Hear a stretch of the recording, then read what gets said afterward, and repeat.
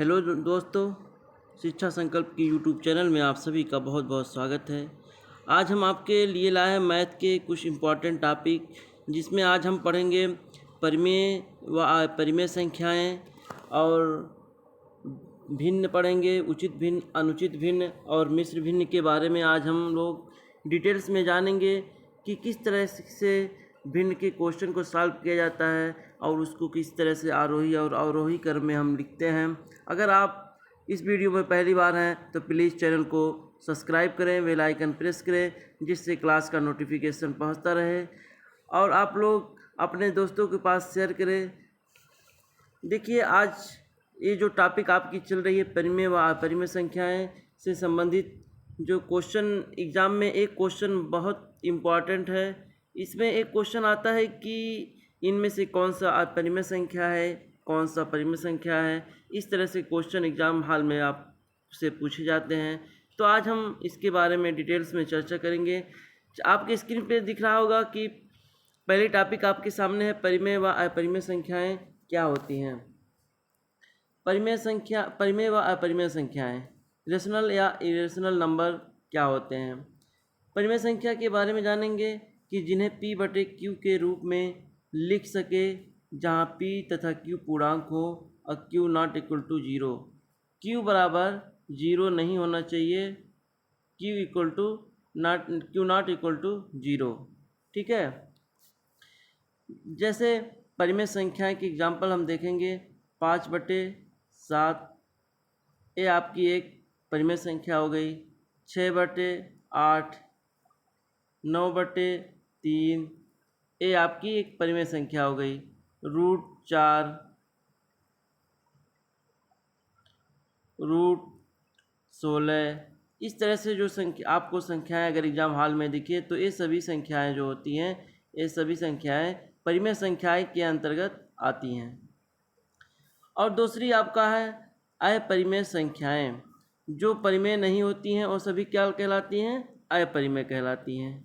जिस संख्या का वर्गमूल तथा घनमूल नहीं ज्ञात कर सकते हैं वह क्या आपकी है? परिमेय संख्याएं हैं। जैसे √2 का आप वर्गमूल नहीं निकाल सकते, इसलिए आपकी एक परिमेय संख्याएं हो गई। ठीक है। और √3, √5, ये जो आपकी एक क्वेश्चन एग्जाम हॉल में पूछा जाता है कि पाई आपका क्या है। तो पाई जो होता है वो ये अपरिमेय संख्या होती है। क्या होती है? अपरिमेय संख्या होती है। और जो 22/7 होता है, नोट में लिखिए, 22/7 जो होता है आपका परिमेय संख्या होती है। पाई जो होता है आपका परिमेय संख्या होती है और 22/7 जो पाई का मान होता है वो आपकी परिमेय संख्या होती है। एग्जाम हॉल में हमेशा यही क्वेश्चन देखने को मिलता है कि पाई आपकी क्या है, परिमेय संख्या है या अपरिमेय संख्या है। तो आपको समझ में आ गया होगा कि परिमेय संख्या किसे कहते हैं और अपरिमेय संख्याएं किसे कहते हैं। देखिए, जो क्लास प्रोवाइड आपको की जा रही है, एक क्लास आपके लिए हर कम्पिटिटिव एग्ज़ाम, चाहे वो एग्ज़ाम सीटेट हो, यूपीटेट हो या कोई अन्य एग्ज़ाम हो, हर कम्पिटिटिव एग्ज़ाम में इस तरह के क्वेश्चन एग्ज़ाम हॉल में देखने को मिलते हैं। तो आप लोग ज़्यादा से ज़्यादा क्लास को वॉच करें और अपने दोस्तों के पास शेयर करें, जिससे जो है आपको आने वाले एग्ज़ाम में कोई प्रॉब्लम ना हो सके। तो आपकी अगली टॉपिक है, नोट में आप लिखेंगे कि अपरिमेय संख्याएं, जब नोट पाई जो है आपका पाई अपरिमेय संख्या है, जबकि 22/7 परिमेय संख्या। अभी हम आपको बताएं कि पाई अपरिमेय संख्या है जबकि 22/7 परिमेय संख्या है। इम्पॉर्टेंट है, आप अपने नोटबुक में नोट कर लें। अब देखेंगे भिन्न की कितने प्रकार की होती हैं, भिन्न से कैसे क्वेश्चन पूछे जाते हैं एग्जाम हॉल में। भिन्न, इसे इंग्लिश में बोलते हैं फ्रैक्शन। भिन्न जो होती है अंश बटे हर में प्रयुक्त होती है।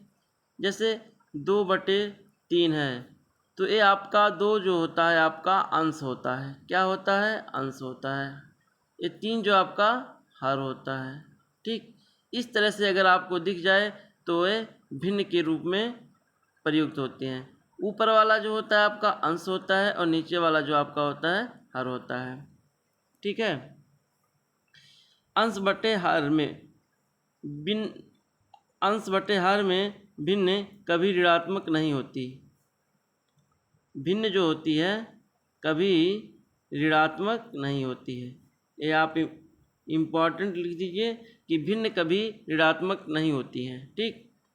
अब इसमें आपका पहला है कि उचित भिन्न किस तरह की होती हैं। ऐसी भिन्न जिसका मान 1 से कम हो। देखेंगे 2/5। तो अगर हम इसको जो हम काटें तो दशमलव हट लगाएंगे, 5 एक जीरो हट ऊपर चढ़ाएंगे तो 5 चौका 20, तो इसका मान क्या हो गया 0.4। तो ये आपकी कौन सी भिन्न हो जाएगी, ये आपकी उचित भिन्न हो जाएगी। जिस भिन्न का मान 1 से कम हो तो वो भिन्न हो जाएगी आपकी एक उचित भिन्न। और दूसरा एग्जाम्पल हम देखेंगे। दूसरा एग्जाम्पल आप देखें कि उचित भिन्न किस तरह की होती है। जैसे 5/7। 5/7 जो है आपकी कौन सी भिन्न होगी, उचित भिन्न। अगर इससे हम सॉल्व करना रहे तो दशमलव बढ़ाएंगे और एक जीरो, 7 सते 49, एक बचा 7 एकान्नवे 7, 0.71। ये आपका 0.71 इसका मान आ रहा है, तो ये आपकी एक उचित भिन्न हो जाएगी। ठीक है। अब आपका अगला क्वेश्चन है, अब अगली टॉपिक है अनुचित भिन्न, इम्प्रॉपर फ्रैक्शन। इसे इंग्लिश में बोलते हैं इम्प्रॉपर फ्रैक्शन। ऐसी भिन्न जिसका मान 1 या 1 से अधिक हो। इसका एग्जाम्पल हम देखेंगे कि किस तरह की भिन्न होती है। ठीक है। एग्जाम्पल देखेंगे इसका। जिसका मान 1 से अधिक हो। 6/2, 2 तियाँ 6, इसका मान कितना है 3 आया, तो ये आपकी एक अनुचित भिन्न हो गई। दूसरा है आपका 5/4, 4 एकान्नवे 4, एक बचा 4 दूना 8, 4 पंजे 20। ठीक है। तो जिसका मान 1 या 1 से अधिक हो उसे हम क्या कहते हैं, अनुचित भिन्न कहते हैं। ठीक है। अब तीसरी टॉपिक आपके सामने है मिश्र भिन्न। मिश्र भिन्न किसे कहते हैं, कंपाउंड फ्रैक्शन। कंपाउंड फ्रैक्शन अनुचित भिन्न का ही रूप जो होता है आपका मिश्र भिन्न होता है। ठीक है। अनुचित भिन्न का रूप ही मिश्र भिन्न होता है। जैसे इसका एग्जाम्पल देखेंगे 7/5। तो 7/5 में हम मिश्र भिन्न में किस तरह लिखेंगे, 5 एकान्नवे 5, 2/5, 5 एकान्नवे 5, 2 7, 1/2/5, एक सही 2/5, इस तरह से हम लिखेंगे। इसे हम इस तरह से भी लिख सकते हैं 1 + 2/5। ये आपकी कौन सी भिन्न हो गई, कंपाउंड फ्रैक्शन, मिश्र भिन्न। इसी तरह हम देखेंगे अगली टॉपिक आपकी है भिन्नों दशमलव संख्याओं की तुलना। आरोही क्रम में किस तरह से भिन्नों को हम लिखते हैं। इस तरह के क्वेश्चन एग्जाम में पूछे जाते हैं कि आपको इस तरह से 4-5 नंबर दे दिए जाएंगे। इनमें से पूछेगा इस संख्याओं को आरोही क्रम में लिखें या अवरोही क्रम में लिखें। तो आपको इस तरह से क्वेश्चन एग्जाम हॉल में देखने को मिलते हैं। तो चलिए हम देखते हैं कि इस तरह से क्वेश्चन किस तरह से सॉल्व किए जाते हैं। देखिए 30.5, 3.50, 3.05, 3.055, 3.005 और 0.355। तो इनमें से आपको पहले सबसे छोटा देखना है कि इनमें से कौन सी संख्या सबसे छोटी है। ए जो होता है आपका पहले नंबर पे आएगा 0.355। इसके बाद हम देखेंगे इससे बड़ा कौन सा है, इससे बड़ा इससे बड़ा जो आपका है 3.005। अब इससे बड़ा आपको देखना है कि कौन सी संख्या इससे बड़ी है। 3.050 इससे बड़ी जो है आपकी 3.055। ठीक, अब इससे बड़ा आपको देखना है कि इससे बड़ी कौन सी संख्या है। 3.50 तो चौथे नंबर पे आपका हो जाएगा 3.05।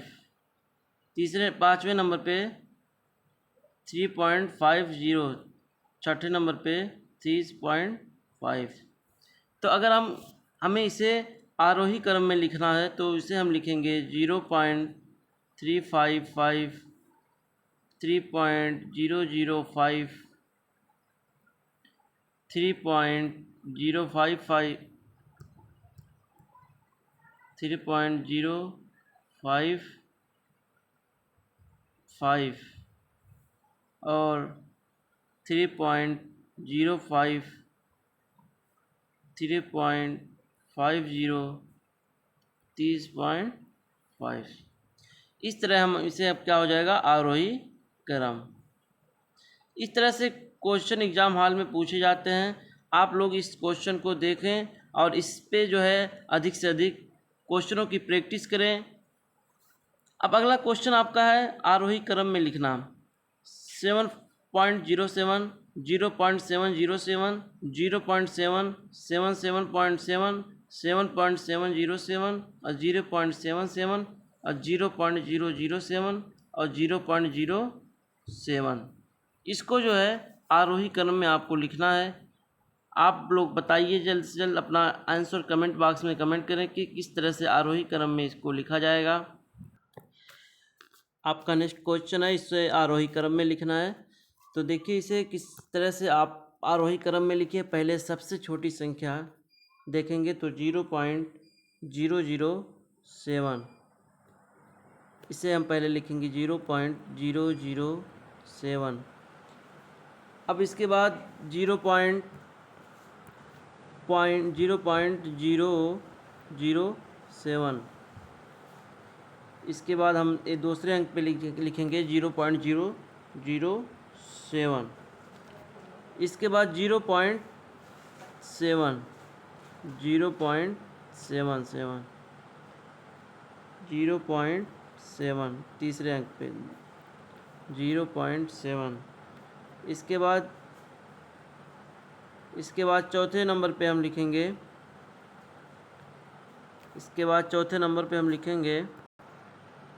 0.707, 0.707।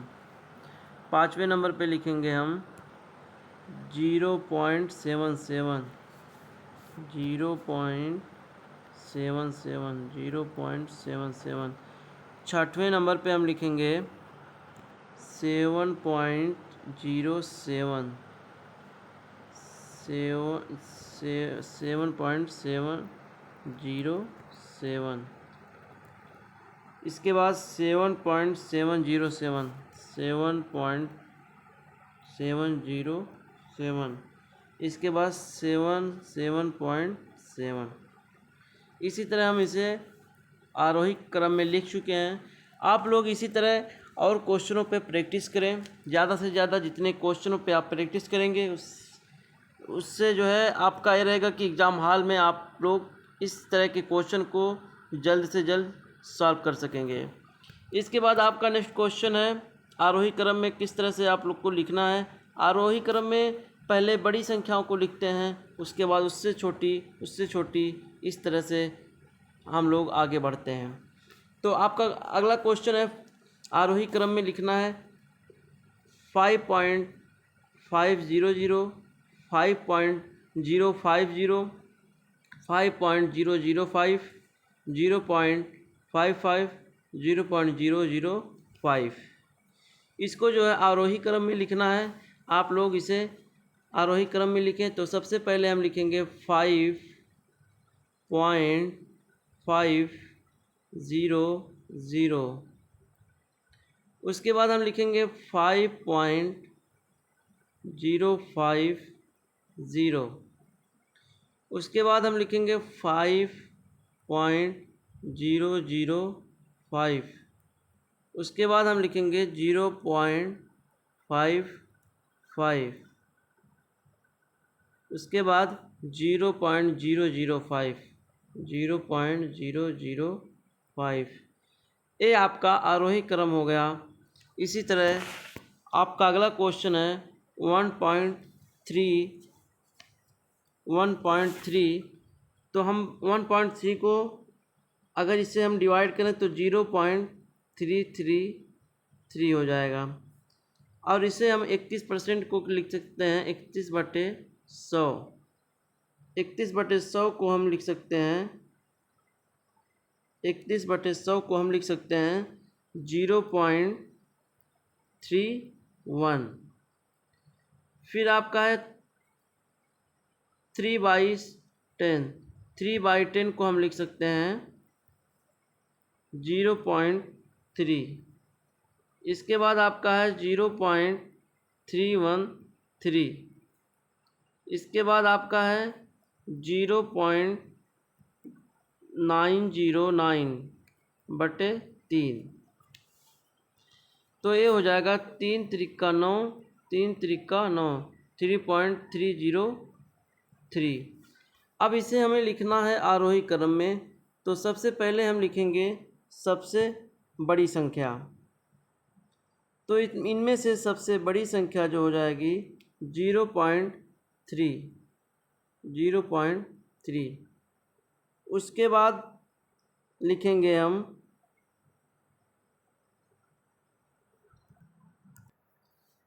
0.333। 0.333 ये सबसे बड़ी संख्या हो गई आपकी। उसके बाद आप लिखेंगे 0.313। इसके बाद 0.310। उसके बाद 0.03। उसके बाद हम लिखेंगे 0.3।